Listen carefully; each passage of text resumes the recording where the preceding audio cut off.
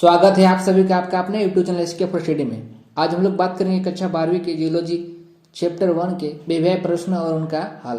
तो चलिए स्टार्ट करते हैं आज के इस वीडियो को स्टार्ट करने से पहले आपसे एक रिक्वेस्ट है, अगर आप हमारे चैनल में नए हैं तो वीडियो को लाइक करें, चैनल को सब्सक्राइब करें और वीडियो अच्छी लगे तो अपने दोस्तों के पास जरूर शेयर करें ताकि कुछ उनको भी सीखने को मिले इस वीडियो के माध्यम से। हमारे चैनल में नए हैं अगर आप तो इस वीडियो का पहला भाग डिस्क्रिप्शन बॉक्स में आपको मिल जाएगा, जहां से आप जाके देख सकते हैं। तो चलिए स्टार्ट करते हैं हमारे आज के इस सेशन को। जूलॉजी का परिचय, इंट्रोडक्शन। वाई जूलॉजी, आखिर जूलॉजी किसे कहा जाता है, जूलॉजी होता क्या है, इसके अंदर हम किस चीज़ों के बारे में पढ़ते हैं, उसके बारे में एक बार डिटेल्स में आपका कंक्लूजन दूर कर देता हूँ। चलिए देखते हैं जूलॉजी का परिचय। भूगर्भ शास्त्र जिसे अंग्रेजी में जूलॉजी कहा जाता है। भूगर्भ शास्त्र को ही अंग्रेजी में क्या कहा जाता है, जियोलॉजी कहा जाता है। यह ऐसा शास्त्र है जो हमें पृथ्वी के भीतर की भागों के बारे में जानकारी दे, वो भूगर्भ शास्त्र कहलाता है। भूगर्भ शास्त्र किसे कहते हैं, जो हमें पृथ्वी के आंतरिक भागों के बारे में जानकारी दे, वो क्या कहलाता है, भूगर्भ शास्त्र कहलाता है। यहाँ तक क्लियर है।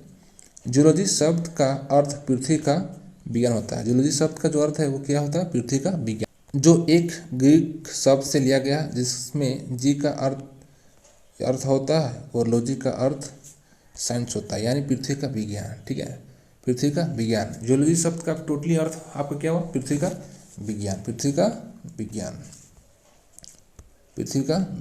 जियोलॉजी के अंतर्गत हम लोग क्या पढ़ते हैं, चलिए इसके बारे में एक बार डिटेल से चर्चा करते हैं। जियोलॉजी के अंतर्गत हम क्या पढ़ते हैं, इसके अंतर्गत हमें पृथ्वी की संरचना, संगठन, उत्पत्ति, खनिज, चट्टान, जीवाश्म आकार, उनके लक्षण और उनका निर्माण आदिकाल में कैसे हुआ, इन सभी का अध्ययन करते हैं। ठीक है, यानी जियोलॉजी के अंतर्गत हम लोग पृथ्वी का रचना, उनका संगठन, उनका उत्पत्ति कैसे हुआ आदिकाल में, विभिन्न प्रकार के खनिजों का, चट्टानों का और जीवाश्मों का, और उनके विभिन्न प्रकार के आकार, लक्षण, इन सभी का अध्ययन करते हैं जियोलॉजी के अंदर। किसके अंदर, जियोलॉजी के अंदर। ठीक है, नेक्स्ट हमारा टॉपिक है टाइप ऑफ रॉक्स। चट्टानों के प्रकार। ठीक है, तो चट्टानों के 3 प्रकार होते हैं, आग्नेयशिल, अवसादीशील और एक रूपांतरित शिल। ये 3 मुख्य चट्टान के प्रकार हैं। ये जो भी वीडियो मैं बता रहा हूँ, एक नए सिलेबस जो आपका है इस वर्ष 2021 के बोर्ड एग्जाम के लिए, उसके अनुसार ये वीडियो मैं बना रहा हूँ। ठीक है, तो टोटली चीज़ें नहीं होंगे, कुछ मिस होंगे। तो हमारा मुख्य उद्देश्य है कि इस बार आपका नए सिलेबस पर ओनली फोकस है। चट्टानों का वर्गीकरण और निर्माण, उनकी विशेषताएं। चट्टानों का बंटवारा कैसे हुआ, उनका निर्माण कैसे हुआ, इसके बारे में थोड़ा सा देख लेते हैं। चट्टान का वर्गीकरण, निम्न और उनकी विशेषताएं। भूपट्टी का निर्माण विभिन्न प्रकार के शिलों से हुआ है और शिलों का निर्माण एक या अनेक खनिजों के मिश्रण से हुआ है, और खनिजों का निर्माण अनेक तत्वों के आपस में मिलने के कारण होता है। अब तक ज्ञात सभी रासायनिक तत्वों में 8 तत्व हैं, ऑक्सीजन, लोहा, aluminium, silicon, magnesium, potassium, calcium से जो हमारा पृथ्वी का भूतल है वो 98% निर्मित है। इन 8 तत्वों से हमारा पृथ्वी 98% निर्मित है। चट्टान शब्द का तात्पर्य किसी कठोर भाग से होता है। चट्टान शब्द के अंतर्गत वे सभी पदार्थ को शामिल किया जाता है जो कठोर हो या कोमल। ठीक है ना, चट्टान शब्द का तात्पर्य किसी कठोर भाग से होता है, परंतु जियोलॉजी का मानना है कि वो कठोर हो या फिर कोमल, वो चट्टान के अंतर्गत शामिल किया जाता है जियोलॉजी में। चट्टान का निर्माण बहुत सारे खनिजों के छोटे छोटे कणों के मिश्रण से होता है या फिर इनके आपस में जुड़ने के कारण चट्टानों का निर्माण होता है। ठीक है, बहुत सारे छोटे छोटे खनिजों के कणों को आपस में अगर मिश्रण किया जाए तो चट्टानों का निर्माण होता है, या तो फिर ये आपस में जुड़ जाते हैं जिनसे विभिन्न प्रकार के चट्टानों का निर्माण होता है। हमारा पहला चट्टान है आग्नेय चट्टान का निर्माण कैसे हुआ और इनकी विशेषताएं के बारे में डिटेल से चर्चा करते हैं। चलिए, ये मोस्ट इम्पॉर्टेंट टॉपिक है आपके 12वीं बोर्ड 2021 के लिए। ठीक है, चट्टानों का वर्गीकरण के बारे में प्रत्येक साल रिपीटेड सवाल आता ही आता है, तो आप अच्छे से प्रिपरेशन कर लीजिएगा इस टॉपिक के ऊपर। चट्टान शब्द के शब्द इंग्लिश का हिंदी रूपांतरण है जो एक लैटिन भाषा से लिया गया है जिसका अर्थ अग्नि होता है। वो भूपट्टी का निचला हिस्सा काफ़ी गर्म होता है। भूपट्टी का निचला हिस्सा काफ़ी गर्म होता है। और पृथ्वी का जो भूपट्टी है उसका निचला हिस्सा क्या होता है? काफ़ी गर्म होता है। और वो अधिक ताप और दाब के कारण चट्टान तल बन जाती है। पृथ्वी के अंदर भूतल में जो चट्टानें होती हैं अधिक ताप और दाब के कारण क्या हो जाती हैं? तरल बन जाती हैं और इससे मैग्मा कहा जाता है। और जब तरली बन जाती है तो उसको क्या कहलाता है? मैग्मा कहलाता है। तरल जब बन जाती है तो मैग्मा कहलाता है। चट्टानें अधिक ताप और दाब के कारण पिघल जाती हैं और पिघलने के बाद वो तरल बन जाती हैं जिसे हम लोग कहते हैं मैग्मा। इसे क्या कहा जाता है? मैग्मा।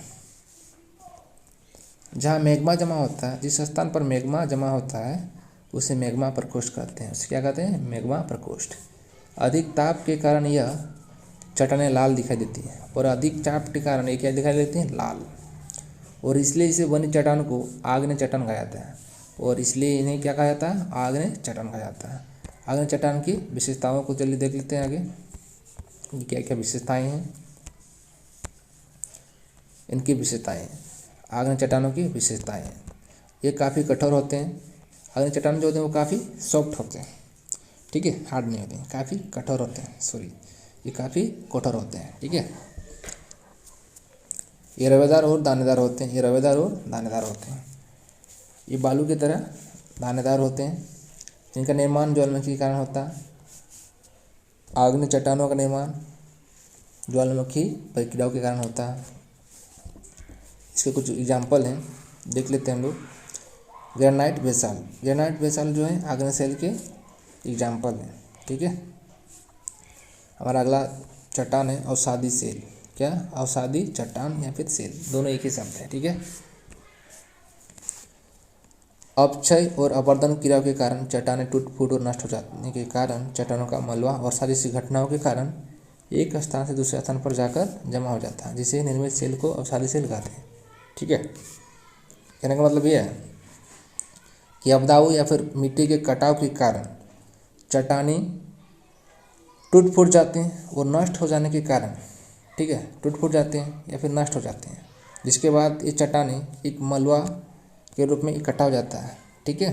और बारिश के जैसी घटनाओं के कारण ये एक स्थान से दूसरे स्थान पर जाकर क्या हो जाते हैं? जमा हो जाते हैं। क्या हो जाते हैं? जमा हो जाते हैं।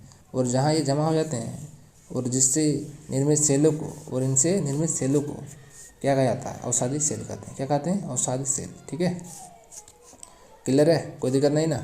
इसके कुछ उदाहरण देख लेते हैं। बालू पत्थर और चूना पत्थर, आप जानते होंगे बालू पत्थर, ये बहुत बड़े बड़े पत्थर जो आपस में टकराते हैं गुड़कते वर्ष के कारण, और बाद में जाके छोटे छोटे कण में परिवर्तन हो जाते हैं, तब जाके हमारा बालू और पत्थर का निर्माण होता है, ठीक है। तो ये जो है अवसादी शैल के कुछ उदाहरण हैं। चलिए हमारा अगला चट्टान है अवसादी शैल या फिर चट्टान, ठीक है। इनका निर्माण कैसे हुआ देखते हैं, इनका विशेषताएं देख लेते हैं। अवसादी शैल का विशेषताएं, ठीक है। अवसादी शैल की विशेषताएं, निर्माण प्रणाली। अवसादी शैल का जो निर्माण है वो हमेशा क्या होता है? जमाव के कारण होता है। किस कारण होता है? जमाव के कारण। इनका निर्माण जमाव के कारण होता है। ये काफ़ी मुलायम होते हैं। अवसादी शैल जो होते हैं काफ़ी सॉफ्ट होते हैं। इसमें जीवों के अवशेष पाए जाते हैं। बालू पत्थर, चूना पत्थर आप जानते होंगे, कंकड़ वगैरह, इसमें बहुत सारे जीवों के अवशेष पाए जाते हैं, ठीक है। यानी अवशेष अवसादी शैल के कणों में पाए जाते हैं, ठीक है। तो आपका एग्जाम में एक सवाल पूछा जा सकता है कि कौन से शैलों में जीवों के अवशेष पाए जाते हैं, तो आपका राइट हो जाएगा अवसादी शैल, ठीक है। यानी ऑब्जेक्टिव यहाँ से आपका बन सकता है 4 मार्क के लिए। चलिए देखते हैं अगला हमारा जो शैल है वो है रूपांतरित शैल का निर्माण और विशेषताएं। चलिए देखते हैं। आग्नेय और अवसादी शैल के परिवर्तन के कारण रूपांतरित शैल का निर्माण होता है। यानी आग्नेय और अवसादी शैल जो है उनमें उनमें परिवर्तन के कारण ही रूपांतरित शैल का निर्माण होता है। यानी एक तरह से मानिए तो रूपांतरित शैल आग्नेय और अवसादी शैल के मिश्रण से बना है, किससे बना? अवसादी सेल के और आग्नेय सेल के मिश्रण से बनता है रूपांतरित सेल। यानी रूपांतरित सेल या फिर चट्टान, रूपांतरित चट्टान का निर्माण कैसे होता है? आग्नेय और अवसादी सेल के परिवर्तन या फिर उसके आपस में मिलने से यानी मिश्रण से रूपांतरित सेल का निर्माण होता है। इसके कुछ उदाहरण देख लेते हैं। संगमरमर एवं नीस, संगमरमर और नीस जो क्या है? रूपांतरित सेल के कुछ उदाहरण हैं। ठीक है, कुछ उदाहरण हैं। इनकी विशेषताएं चलिए देखते हैं कि क्या क्या विशेषताएं हैं। रूपांतरित सेल काफ़ी कठोर होते हैं। रूपांतरित सेल क्या है? काफ़ी कठोर होते हैं, यानी बहुत ही हार्ड होता है रूपांतरित सेल। ठीक है, ये काफ़ी हार्ड होता है। इसमें जीवों के अवशेष नहीं पाए जाते हैं। इसमें जीवों के अवशेष नहीं पाए जाते हैं, यानी इसमें किसी भी प्रकार के जीवों के अवशेष नहीं पाए जाते हैं इनके सेलों के अंदर। ठीक है, तो आपके एग्जाम में ऐसे सवाल पूछ सकता है कि कौन से सेलों में जीवों के अवशेष नहीं पाए जाते हैं, तो आपका वहाँ राइट आंसर होगा रूपांतरित सेलों में किसी भी प्रकार के जीवों के अवशेष नहीं पाए जाते हैं। यानी आपका 1 मार्क का भी क्वेश्चन पूछ सकता है ऑब्जेक्टिव के रूप में इस टॉपिक के ऊपर, तो ध्यान दीजिएगा इस पर भी। ठीक है, आज की हमारी वीडियो आपको कैसी लगी कमेंट बॉक्स में जरूर बताएं, और इसका पार्ट 2 मैं जल्द ही लेकर आऊँगा। तब तक के लिए पढ़ते रहिए, मस्त रहिए और तैयारी करते रहिए, ताकि पढ़ाई के बगैर कुछ होने वाला नहीं है लाइफ में। ठीक है, तो जब तक आप पढ़ेंगे तब तक आप गढ़ेंगे। ठीक है, तो वीडियो में अंत तक बना रहने के लिए आपका बहुत बहुत धन्यवाद। मैं जल्द मिलता हूँ आपकी एक नई रिक्वेस्ट के साथ। वीडियो में अंत तक बने रहने के लिए आपका बहुत बहुत धन्यवाद। अगर आपको ये वीडियो अच्छी लगी तो लाइक करें, कमेंट करें एंड सब्सक्राइब करना बिल्कुल ना भूलें। मैं मिलूंगा आपके साथ एक नई वीडियो के साथ, तब तक के लिए आपका बहुत बहुत धन्यवाद।